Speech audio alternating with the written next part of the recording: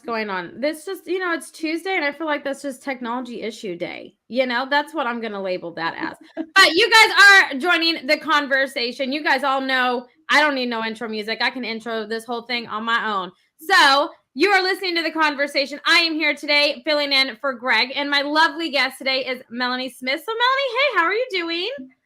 I'm doing good. Happy to be here.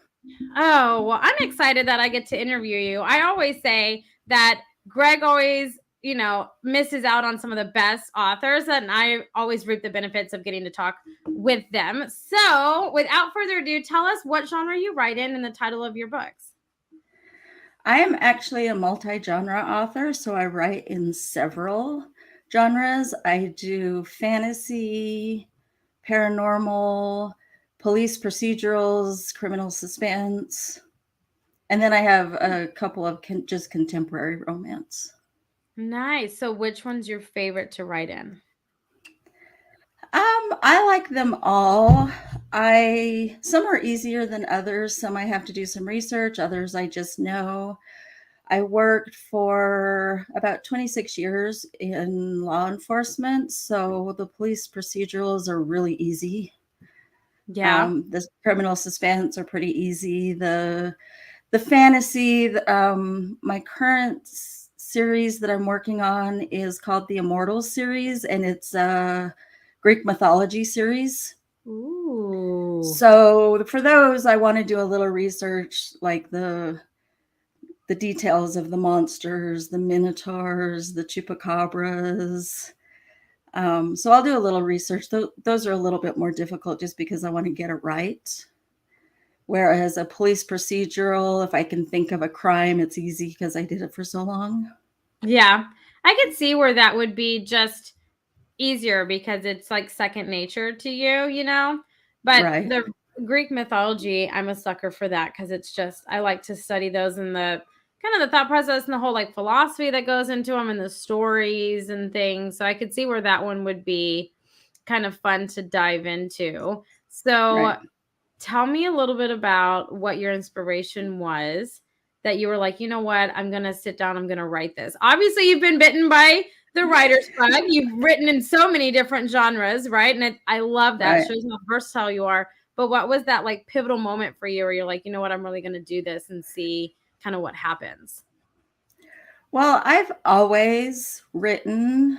Just a couple years ago, my mom gave me a book from when I was really little of stories that I wrote. I didn't even know she saved them. It was just kind of something I did for fun.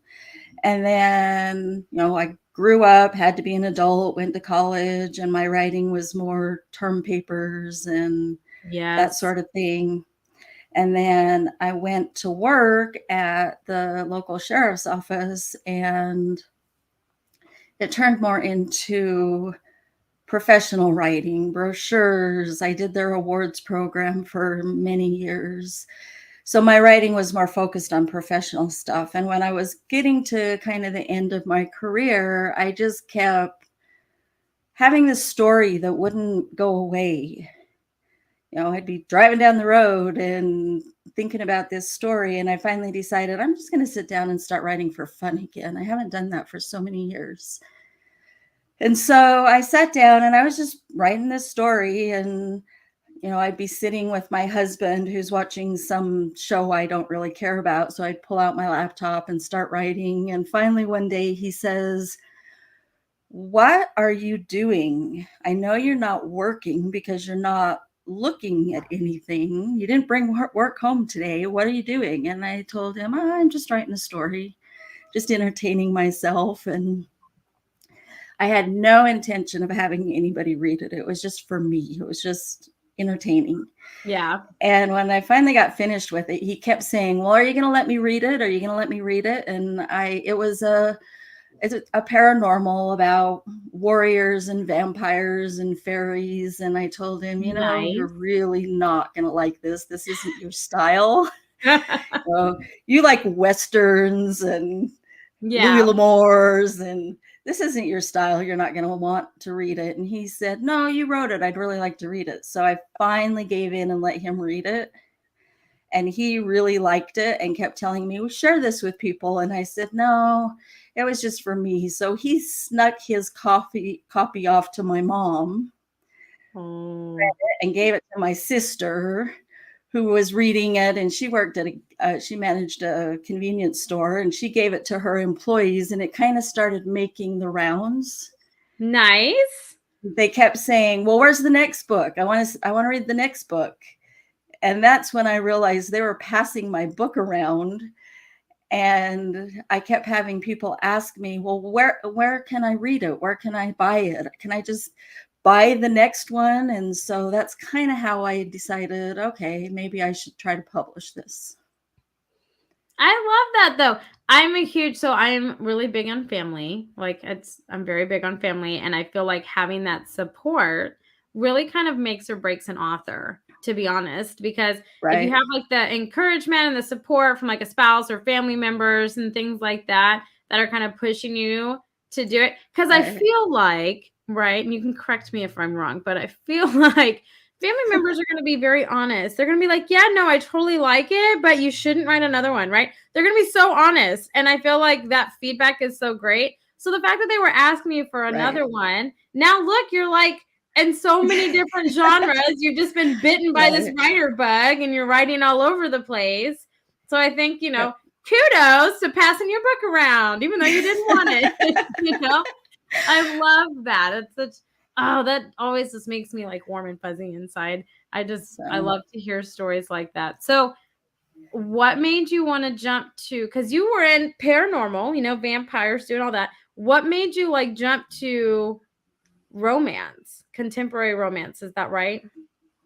Yeah, I actually, when I started putting this this series out, it's a 7-book series, I started looking at, okay, so if I'm going to do this, I'm going to do it right. I'm going to run it as a business. I need to kind of get into some writing competitions and, so I can get my name out there. And there was a writing competition for a contemporary romance locally. And I thought, well, I'll just put these paranormal books aside and sit down and write a book for this competition.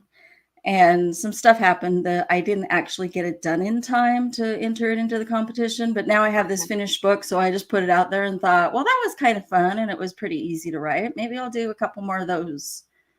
Yeah. When I'm in the mood, I kind of just write what I'm in the mood for. Nice. So, I sit down and write and think, what do I feel like writing today? Well, let's do a police procedural, or let's do a fantasy, or I love that. So are you a plotter or are you a pantser? Do you kind of just sit down and write and whatever comes, or do you have like an outline? I am mostly a pantser. When I very first started with that first series, I tried, like in book 2, I'd introduce a character that was going to be a main character in book 5. And so I kind of tried to plot that out a little bit. And then I got to book 5 and my character said, no, I'm not going to do that. And I went in a completely different direction. So I decided, well, that's a lot of wasted time. I'm not going to do that again. Hate when they do that and they're just like, yeah, no, we're not doing this. And you're like, well, but I planned for this.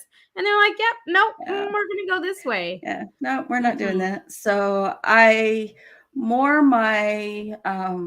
outlines, my research is more, like I said, with the mythology. I have notes on characters or creatures or stuff like that. And I just refer to my notes, but I just kind of let the story go where it wants to go. See, I feel like if I was a writer, so I'm not, I do marketing for authors, right? I'm not creative like you guys with words. Like grammar is so bad. I use Grammarly and even then I kind of question it, So if you ever get an email from me, I apologize now for my grammar. It's very difficult for me. It's just not my thing. But I feel like if I was going to be a writer, I would just have to kind of sit down and let it flow. And then, I would do like a final run through and then send it to like an editor, someone outside of me, right, to do it. Right. Because I don't know if you were like this, but I failed outlines in school. I never stuck to it. And I don't know how you can fail an outline because it's just like a suggestion, right? I failed it. Right. Like it just, No, I can't. Just outlines stress me out. Like if I see an outline like very structured, I'm like, this is not where I'm meant to be. Just no, it's definitely not where I'm meant to be by any means. But I love that. So you mentioned that you're working on your Greek mythology. Is that going to be a series? How many is going to be in that? It is. I have the first book out, and I am currently writing the second book. Okay. There will be at least 4. I think there'll be 4. Nice. So what's Initially, the title I planned on 3, but then my characters told me I'm going in this different direction, and now it kind of made the necessity for a 4th book. So right, because they're just like, we're not done yet. We want to continue, and we're going to pivot and go this way. And you're like, well, okay, we're going to let it flow. I understand that 100%. So what's the name of your series? So it's the Immortal series. The first book is called Divergence. Okay. And you can find it everywhere, Amazon, Barnes & Noble. I also have it in audiobook, so Audible, iTunes, all of those.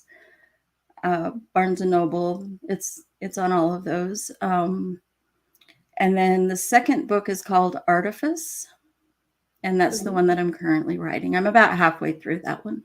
So that should be out this year. Ooh, okay. So how long does it generally take you to complete a book? Like just write it. It doesn't, not like editing or anything like that, but just to sit down and complete a book.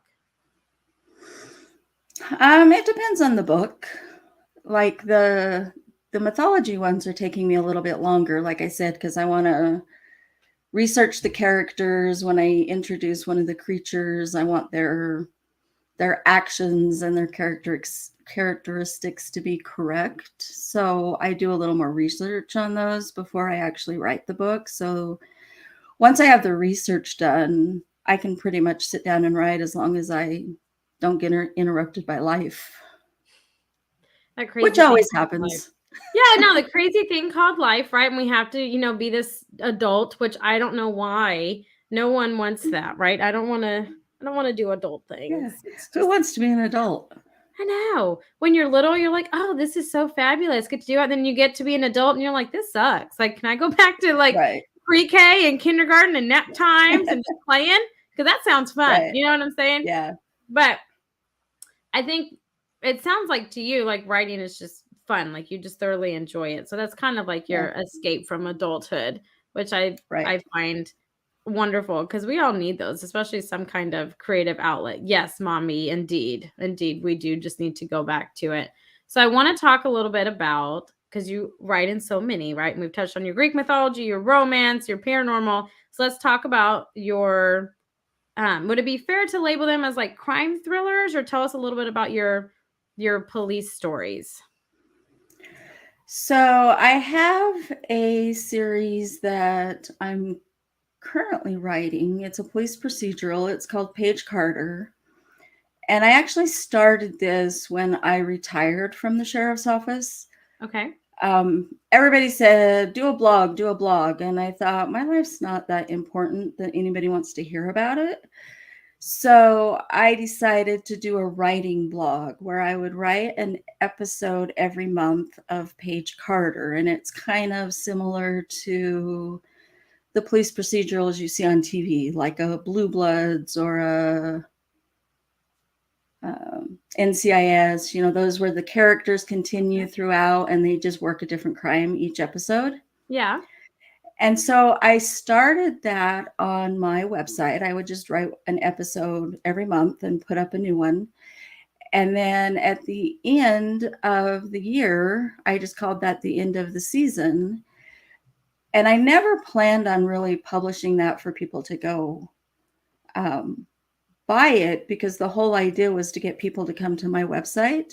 Right. But I started getting requests. Are you going to put this in a book? I'd rather just get it off Amazon and just read it as I want to.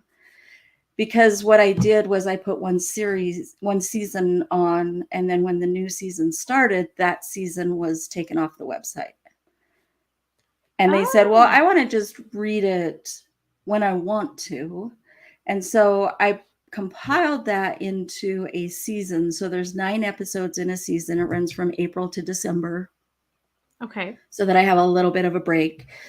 And those are police procedurals where Paige Carter, her mom was murdered when she was in high school, and she just took off and fled from this small town and headed back east. And she ended up becoming an FBI agent. So she's a forensic specialist.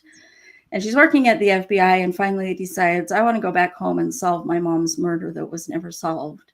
So she moves back to this small town and gets a job as a deputy sheriff in this small town and starts to work as a deputy, but also on the side, she's trying to solve her mom's murder. And that's what the first season is, kind of her settling into this small town, getting to know how to do police work in a small town. And she meets this mysterious neighbor that kind of helps her. And the murderer doesn't want her back. He's worried about it. So he starts doing these attacks on her, and it kind of goes from there. And that one is really easy to write. I just have to, at the beginning of the year, sit down and decide what crimes do I want her to solve this year. And as soon as I outline that is where I do outlines, because I say, okay, April, she's going to do this crime. May, she's going to do this crime, so that I'm not just repeating the same crimes over and over again. But once I get that down, I can pretty much sit down and write one of those in a day. Yeah. So that's not really an outline. That's just making sure you're not repeating the same crime. Okay. An outline is like a beginning, a middle, an end, and then you have all your like, what is it where you like indent your subheaders or subjects for that paragraph? It's stressful. It's stressful. So that's pretty much as close as I get to doing an outline. Yeah. I love that. So I've never heard of writing like episodes kind of like that. And it makes sense to kind of put it on your website. You, as an author, you want to drive people to your website, right? To sell your book and all these other things. So I love that. It reminds me of, what's that show? I think Tom Selleck is in it, and he like comes back and he's a sheriff from the big city in there, and it's like a small town. I can't remember the name of it. Right. The Jesse Stone. The Jesse Stone series. Yeah. That's based on a book series. Is it? My mom loves those kind of shows, so I grew up watching a lot of those, and just true crime, First 48, Forensic Files. That's my mom. Okay, I'm pretty sure if anybody goes missing that we know, my mom's involved. It's just how I label it. She's helped in some form or fashion. But I love that you could take your experience from working at the sheriff's department and kind of turn that into episodes. And you're kind of creating like your own TV series in a sense, which I love. I love kind of quick reads like that and something to look forward to every month. So that is genius. Look at you. Oh my gosh. I never would have thought of that. See, this is why the world would be so boring without you authors. It would be so boring because you guys are so creative. So how long have you been writing? I started just with the original series, with the Warrior series. I started that before I left my job at the sheriff's office. So the first one was published in 2015, and then I retired in 2016, and now I just write full time. So I've got the 7-book Warrior series that's finished, and then I have the Paige Carters. I'm currently working on the 7th season of that. Nice. And that's going to actually be my final season of that, because I'm running out of ideas for crimes unless I just go back and repeat some, and I don't really want to do that. And then I have a series I call the Thin Blue Line series, and that is a criminal suspense. It's about a canine cop that gets injured in the line of duty and has to retire. And it kind of has an impact on all of his family, and they end up packing up and moving. His brother becomes the sheriff of this town, and he can't be a cop anymore. So he buys a bar with his sister-in-law, and they have a waitress that is hiding out. Oh. And that's the first book in that series. And then right now there's 3 books. I have plans for a 4th book in that series, but I haven't written that one yet. Wow, you are a busy bee. Just writing and dabbling all over. I love it. So Melanie, if people want to get in touch with you, or they want to look at all of your books or your seasons, your 7 seasons of your police, I can't remember the name of it. It's like police procedural kind of thing. Police procedural. Yes, okay. I was hoping that was the right word. How can people find you? So my website is melaniepsmith.com. I think my name's under this video.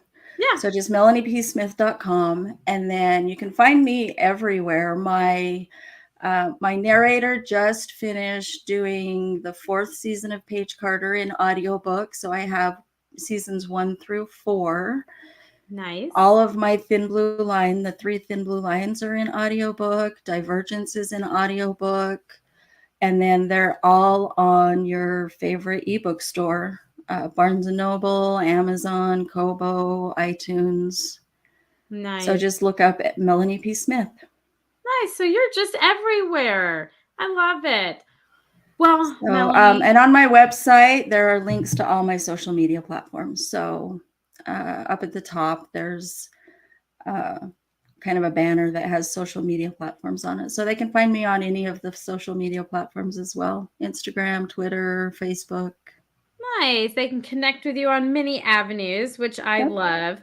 Well, Melanie, this has been so much fun. So thank you so much for talking with me. And Greg, I had another fantastic one. I'm sorry that you have missed out for sure. But everybody, Greg will be back next Tuesday with some more conversations for you. But until then, bye for now.